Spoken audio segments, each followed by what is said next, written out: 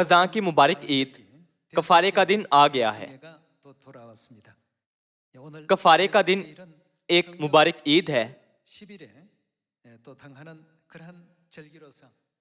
جو مقدس کیلنڈر کے 7ویں مہینے کے 10ویں دن آتا ہے۔ آئیں ہم اس کا آغاز دیکھتے ہیں۔ جب موسیٰ کوہ سینا سے پہلی بار 10 احکام کی لوحیں لے کر نیچے آ رہا تھا تو اس نے دیکھا کہ اسرائیلی سونے کے بچڑے کی پوجا کر رہے ہیں۔ یہ لکھا ہے کہ موسیٰ نے 10 احکام کی پہلی لوحیں توڑ ڈالی تھیں اور 3000 لوگ مارے گئے تھے جنہوں نے سونے کے بچڑے کی پوجا کی تھی۔ اس کے بعد اسرائیلیوں نے دوبارہ یہی گناہ نہ کرنے کا عزم کیا اور اپنے گناہوں کا اقرار کرتے ہوئے خدا سے توبہ کے لیے دعا مانگی۔ تب موسیٰ مقدس کیلنڈر کے 6 مہینے کے پہلے دن دوسری بار کوہ سینا پر گیا تاکہ 10 احکام کی دوسری لوحیں حاصل کرے اور دوبارہ 40 دنوں تک فاقہ کیا۔ 40 دنوں تک فاقے کے ساتھ موسیٰ کے دعا کرنے کے بعد خدا نے اسے دوسری بار 10 احکام کی لوحیں دیں۔ انہیں حاصل کرنے کے بعد مقدس کیلنڈر کے 7ویں مہینے کے 10ویں دن موسیٰ نیچے اتر آیا۔ آج وہی دن ہے جس دن خدا نے اسرائیلیوں کے تمام گناہوں کو معاف کر دیا تھا۔ اس کی یادگاری کے لیے خدا نے اسرائیلیوں کو حکم دیا کہ ہر سال مقدس کیلنڈر کے 7ویں مہینے کے 10ویں دن کفارے کا دن منائیں۔ ہم نے 10 دن پہلے نرسنگوں کی عید منائی ہے اور دعائیہ ہفتے کے دوران صبح اور شام ہم نے کفارے کے دن کی تیاری کے لیے دعا کی تھی۔ احبار 16ویں باب سے کفارے کے دن کی سچائی کا مطالعہ کرتے ہیں اور کفارے کے لیے خدا کے بکثرت فضل کو سمجھتے ہیں جو پرانے اور نئے دونوں عہد ناموں میں دکھائی دیتا ہے۔ احبار باب 16 آیت 5 سے دیکھتے ہیں۔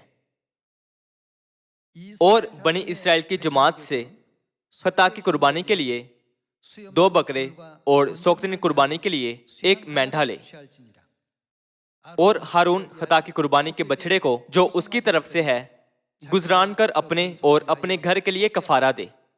پھر ان دونوں بکروں کو لے کر ان کو خیمہ اجتماع کے دروازے پر خداوند کے حضور کھڑا کرے، اور ہارون ان دونوں بکروں پر چٹھیاں ڈالے، ایک چٹھی خداوند کے لیے اور دوسری عزازیل کے لیے ہو، اور جس بکرے پر خداوند کے نام کی چٹھی نکلے اسے ہارون لے کر خطا کی قربانی کے لیے چڑھائے، لیکن جس بکرے پر عزازیل کے نام کی چٹھی نکلے وہ خداوند کے حضور زندہ کھڑا کیا جائے تاکہ اسے کفارہ دیا جائے اور وہ عزازیل کے لیے بیابان میں چھوڑ دیا جائے۔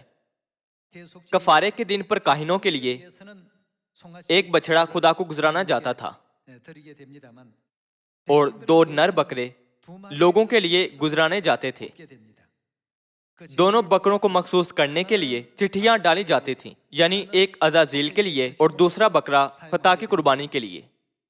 گزشتہ 1 سال میں کیے گئے تمام گناہ اور خطائیں عزازیل پر منتقل کر دی جاتی تھیں،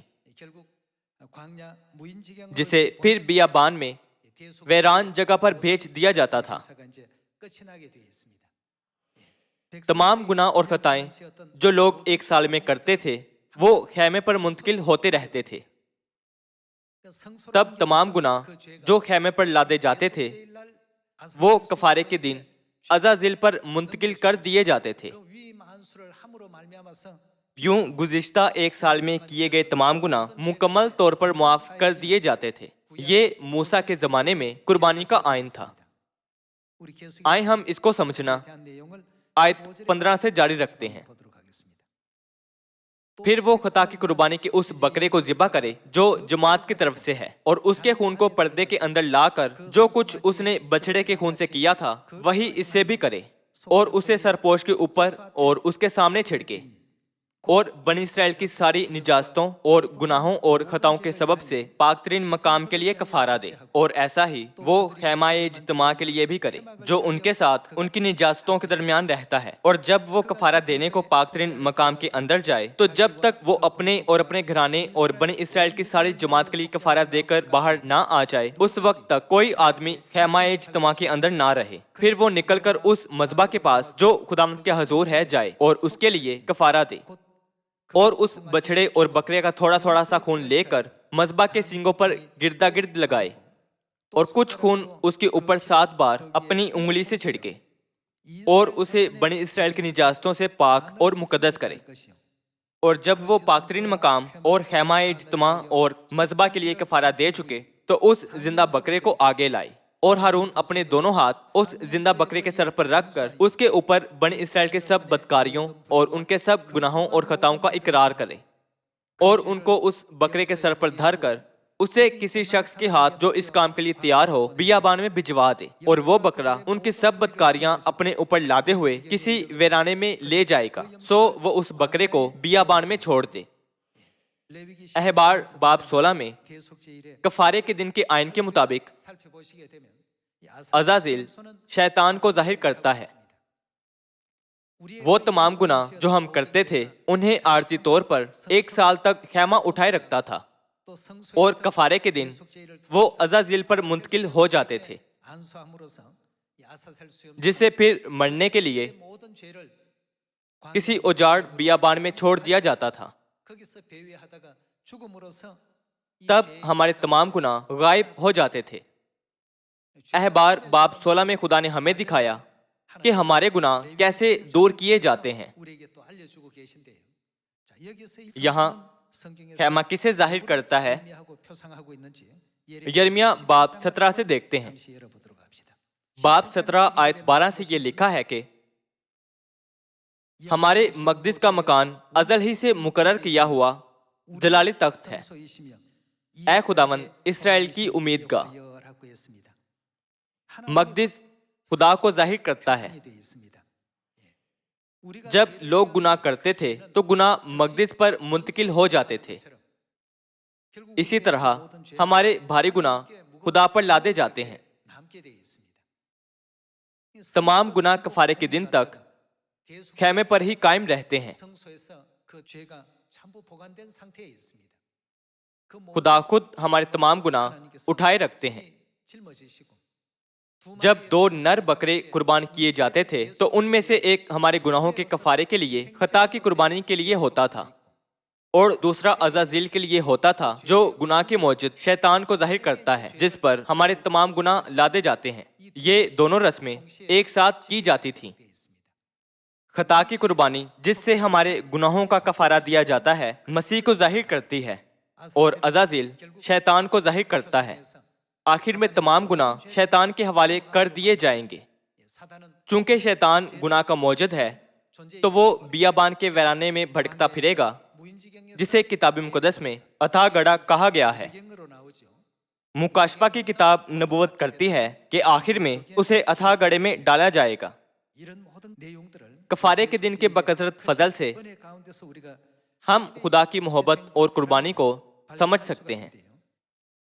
خدا ہمارے گناہوں کو بطور خیمہ اور بطور خطا کی قربانی کے اٹھائے رہتے ہیں۔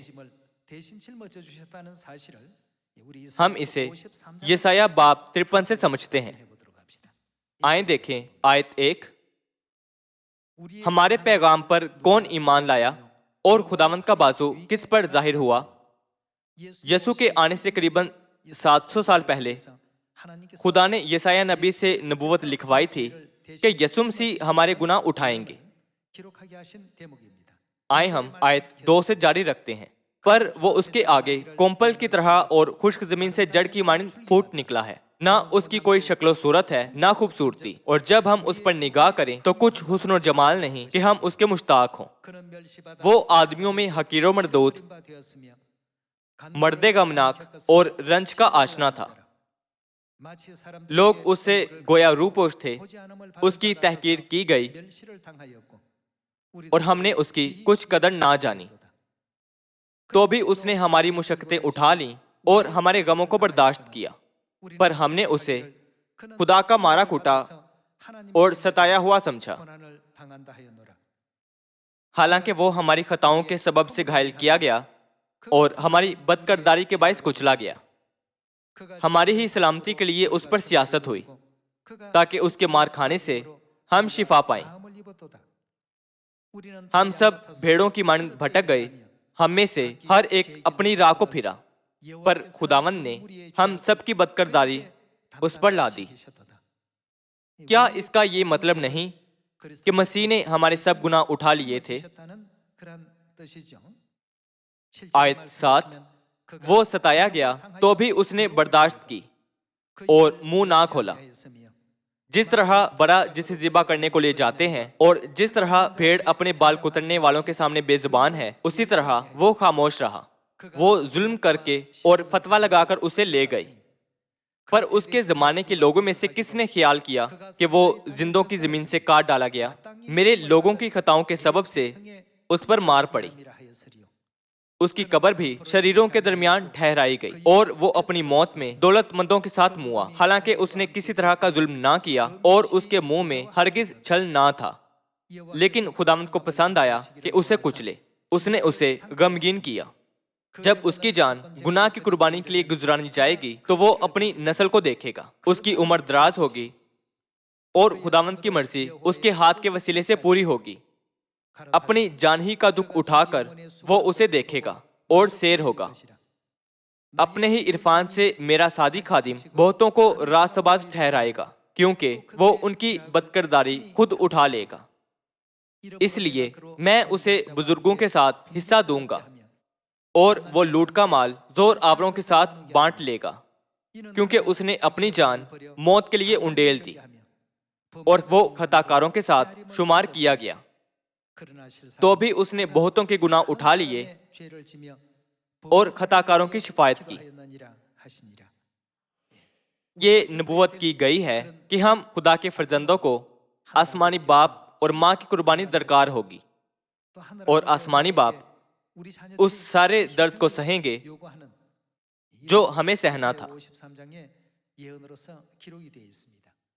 چونکہ معافی کا بار بار بیان کیا گیا تھا، اس لیے ہم سوچتے ہیں کہ اگر ہم عیدیں منائیں تو ہمارے گناہ خود بخود معاف ہو جاتے ہیں۔ تاہم ہمارے ہلکا پھلکا محسوس کرنے کی وجہ یہ ہے کہ مکمل طور پر ہمارے گناہ مٹنے تک کسی نے ہمارے گناہ اٹھا رکھے تھے۔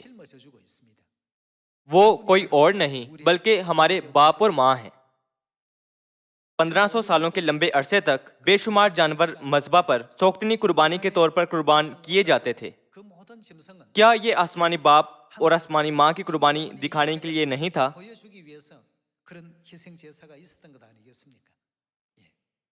ذبح کیے جانے والے برے کی طرح ہم نے ہمیشہ آسمانی باپ اور آسمانی ماں کو موت کی حد پار کرنے تک تکلیف دی ہے۔ ہم ہزاروں سالوں سے ایسا کرتے آئے ہیں۔ جب ہم اس کے بارے میں سوچیں تو باپ اور ماں کے سامنے ضرور مخلص توبہ کی جانی چاہیے۔ کیا سچی توبہ کا یہ مطلب نہیں کہ آئندہ ہرگز وہی گناہ دوبارہ نہ کریں؟ آئے ہم یکے بعد دیگرے ان تمام گناہوں کی فہرست بنائیں جو ہم نے خدا کے خلاف کیے ہیں۔ پہلا، خدا کو آسمان پر جلالی تخت پر بیٹھنا چاہیے، لیکن ہم نے انہیں جسم میں اس زمین پر آنے کے لیے مجبور کیا۔ یہ ہمارا سنگین گناہ ہے۔ دوسرا، ہم خدا کی مصلوبیت کی وجہ بنے۔ یہ ایک ہولناک گناہ ہے۔ اگر ہم نے گناہ نہ کیا ہوتا تو خدا مصلوب نہ ہوتے۔ اگلا، خدا کو کوڑے لگوانے کا گناہ، مکے مروانے کا گناہ، تمانچے لگوانے کا گناہ، ٹھٹھوں اور تذلیل کروانے کا گناہ، کپڑے بانٹنے سے ان کی بے عزتی کروانے کا گناہ اور کانٹوں کا تاج پہننے پر مجبور کرنے کا گناہ۔ اس کفارے کے دن پر ہمیں اپنا جائزہ لینا چاہیے۔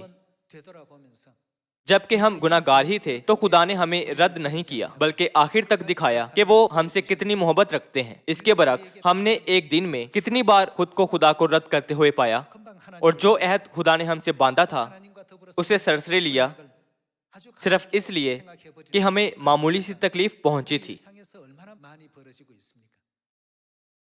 ہمیں ہرگز دوبارہ ایسے گناہوں میں پڑنا نہیں چاہیے۔ ہمیں ہرگز صلیب پر بہائے گئے خدا کے قیمتی خون کو محض کوئی تصویر یا فلمی منظر نہیں گردانا چاہیے۔ اس کی بجائے آپ کو اور مجھے ان کے درد اور اندھوناک دکھ میں شامل ہونا چاہیے۔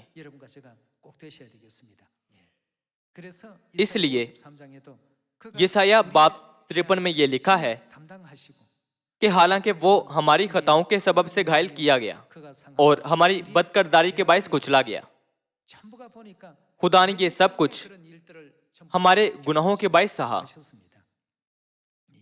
صلیب پر قربانی، محض یہ الفاظ کہنے اور اسے سطحی طور پر سمجھنے کے بجائے ہمیں یاد رکھنا چاہیے کہ عین اس جگہ جہاں ہم دکھ اٹھانے کو تھے، آسمانی باپ نے ہمیں بچانے کے لیے ہماری جگہ دکھ اٹھایا، اور یہ کہ ہر روز جب بھی ہم گناہ کرتے ہیں تو آسمانی ماں سوختنی قربانی کے مذبح پر چڑھائی جاتی ہیں۔ کفارے کے اس دن کے وسیلے ہمیں ہرگز باپ اور ماں کی محبت، قربانی اور سخت محنت کو جو انہوں نے ہمارے لیے کی بھولنا نہیں چاہیے۔ آئے ہم افسیوں باب 1 پر چلیں۔ افسیوں باب 1 آیت 7 میں یہ لکھا ہے کہ ہم کو اس میں اس کے خون کے وسیلے سے مخلصی یعنی قصوروں کی معافی اس کے اس فضل کی دولت کے موافق حاصل ہے۔ یہاں اظہار بیان اس کے خون کے وسیلے بہت زیادہ نرمی سے کیا گیا ہے، لیکن دراصل ہمیں سمجھنا چاہیے کہ یہ ان کی تکلیف دہ موت کے باعث ہوا تھا کہ ہم نے مخلصی پائی اور ہمارے گناہ معاف کیے گئے۔ ہمیں ہمارے اپنے ذاتی گناہوں کا بدلہ چکانا چاہیے تھا۔ تاہم کیا پرانے عہد نامہ سے جو عکس ہے دکھایا نہیں گیا کہ باپ اور ماں نے ہمارے گناہوں کے بدلے جگہ لے لی تھی؟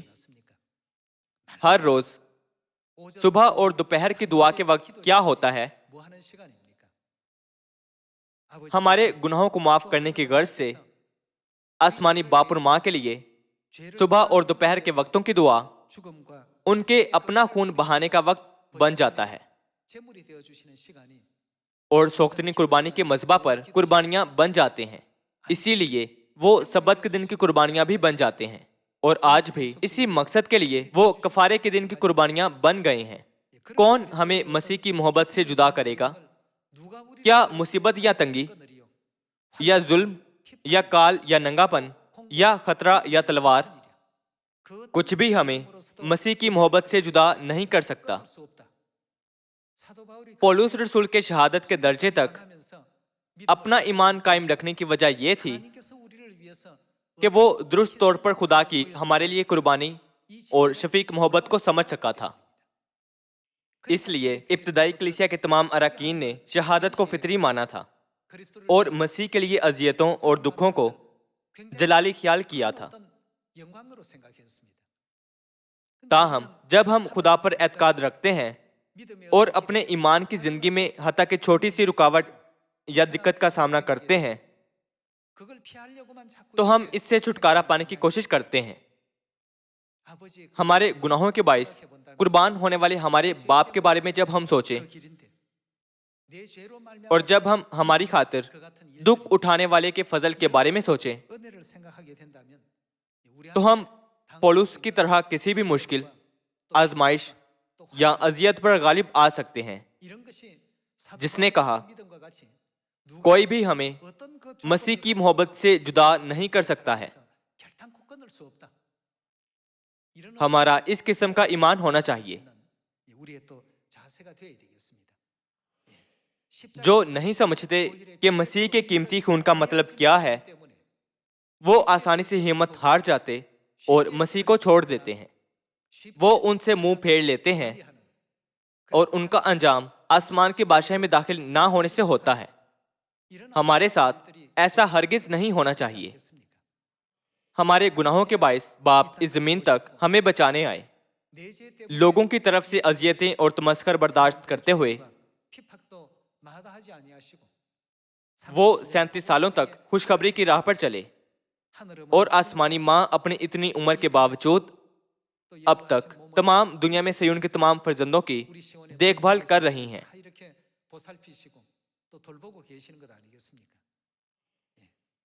کفارے کے دن کے وسیلے آئے ہم ان کی قربانی کو ایک بار پھر اپنے دلوں پر نقش کریں۔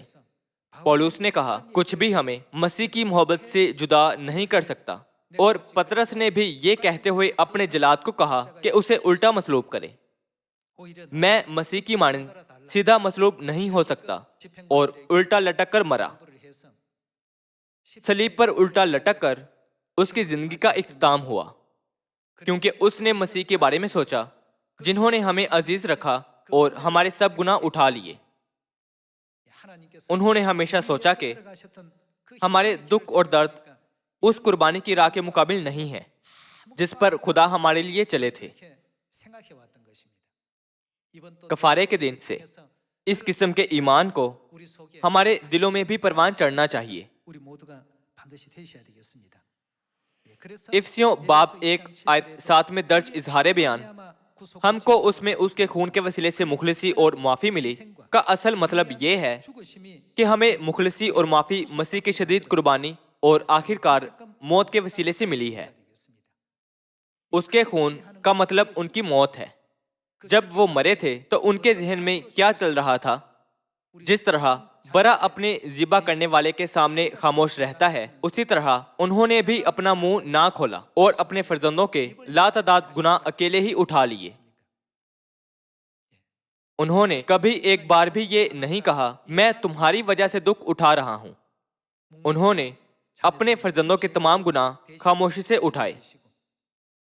वो कुर्बानी की राह पर चले और अकेले तमाम दर्द सहा।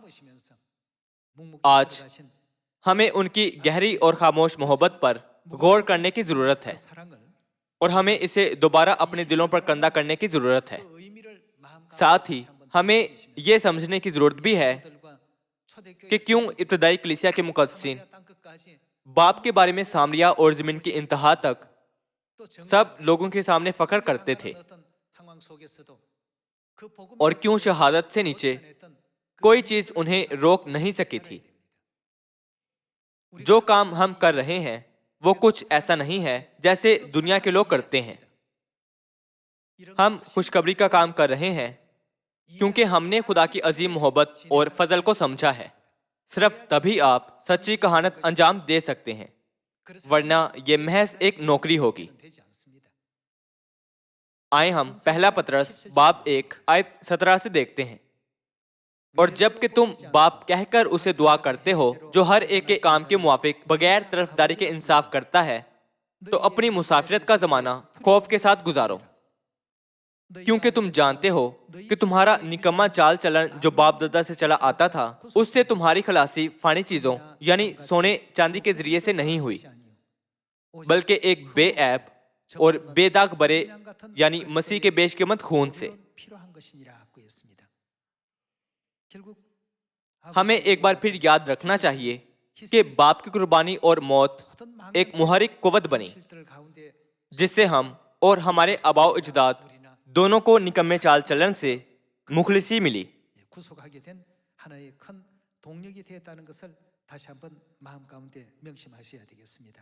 आए हम पहला यूहन्ना बाब 4 से देखते हैं। बाब 4 आयत 7, ऐ अजीजों, आओ हम एक दूसरे से मोहब्बत रखें, क्योंकि मोहब्बत खुदा की तरफ से है, और जो कोई मोहब्बत रखता है वो खुदा से पैदा हुआ है और खुदा को जानता है। जो मोहब्बत नहीं रखता वो खुदा को नहीं जानता, क्योंकि खुदा मोहब्बत है। जो मोहब्बत खुदा को हमसे है वो इससे जाहिर हुई कि खुदा ने अपने इकलौते बेटे को दुनिया में भेजा है ताकि हम उसके सबब से जिंदा रहें। पहला यूहन्ना बाब 1 में ये लिखा है कि खुदा जमीन पर आए, मसलूब हुए और हमें बचाने के लिए कुर्बान हुए। आयत 10, मोहब्बत इसमें नहीं कि हमने खुदा से मोहब्बत की, बल्कि इसमें है कि उसने हमसे मोहब्बत की और हमारे गुनाहों के कफारे के लिए अपने बेटे को भेजा। ऐ अजीजों, जब खुदा ने हमसे ऐसी मोहब्बत की तो हम पर भी एक दूसरे से मोहब्बत रखना फर्ज है। इब्तदाई कलीसिया के तमाम अराकीन ने इस मोहब्बत को समझा, इसीलिए उन्होंने कहा, कौन हमको मसीह की मोहब्बत से जुदा करेगा? क्या मुसीबत हमें उनकी मोहब्बत से जुदा करेगी? क्या तंगी हमें उनकी मोहब्बत से जुदा करेगी? सारी तकलीफ में से कुछ भी हमें मसीह की मोहब्बत से हरगिज जुदा नहीं कर सकता। जब हम उस मोहब्बत के बारे में सोचें जो खुदा ने हमें दिखाई है, तो हम कैसे उन्हें धोखा दे सकते हैं? ہر سال ہم کفارے کا دن مناتے ہیں۔ دعائیہ ہفتہ صرف 10 دنوں تک ہوتا ہے، لیکن کچھ اراکین محسوس کرتے ہیں کہ صبح سویرے اور شام کی دعائیہ عبادت میں شامل ہونا مشکل ہے۔ تاہم خدا ہمارے گناہوں اور خطاؤں کو ہزاروں سالوں سے یا اس سے بھی زیادہ وقت سے اٹھائے ہوئے ہیں۔ اس کے بارے میں سوچیں۔ اگر آپ گناہوں کے اس بوجھ کے بارے میں سوچیں جو خدا اٹھائے ہوئے ہیں، تو کیا آپ محسوس نہیں کرتے کہ جو ہم کر رہے ہیں وہ واقعی کچھ نہیں ہے؟ اسی لیے باب 4 آیت 9 میں یہ لکھا ہے کہ خدا نے اپنے اکلوتے بیٹے کو دنیا میں بھیجا ہے تاکہ ہم اس کے سبب سے زندہ رہیں۔ آئیں پہلا پطرس باب 3 آیت 17 سے دیکھتے ہیں۔ کیونکہ اگر خدا کی یہی مرضی ہو کہ تم نیکی کرنے کے سبب سے دکھ اٹھاؤ، تو یہ بدی کرنے کے سبب سے دکھ اٹھانے سے بہتر ہے۔ اس لیے کہ مسیح نے بھی یعنی راست باز نے نہ راستوں کے لیے گناہوں کے باعث ایک بار دکھ اٹھایا۔ وہ محض مرے نہیں بلکہ وہ ہم جیسے ناراست لوگوں کے لیے مرے تھے تاکہ ہم کو خدا کے پاس پہنچائے۔ وہ جسم کے اعتبار سے تو مارا گیا لیکن روح کے اعتبار سے زندہ کیا گیا۔ اسی میں اس نے جا کر ان قیدی روحوں میں منادی کی۔ مسیح جو راست باز تھے نہ راستوں کے لیے موئے اور خود ہماری تمام کمزوریوں کو اٹھا لیا اور ہماری خاطر دکھ اٹھائے۔ موسیٰ کے زمانے سے 1500 سالوں تک خدا نے اجازت دی کہ سال بسال بار بار جانور قربان ہوں۔ ہر قربانی باپ اور ماں کی قربانی کو ظاہر کرنے کے لیے تھی۔ بظاہر جانور ذبح کیے جاتے تھے، لیکن یہ ہمارے آسمانی باپ اور ماں کی قربانی کو ظاہر کرتا ہے۔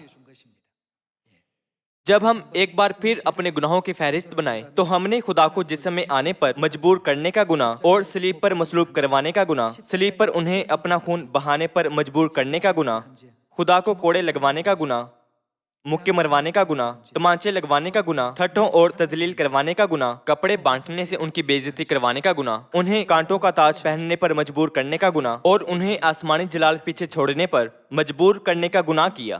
حتیٰ کہ اگر ہم نے ان گناہوں میں سے ایک بھی کیا ہے تو ہم خدا کے سامنے آنے کی جرات نہیں کر سکتے۔ تاہم یہ سب کچھ ہمارے گناہوں کے باعث ہوا تھا۔ یہ سب کچھ سزا کے لائق ہمارے سنگین گناہوں کے باعث ہوا تھا۔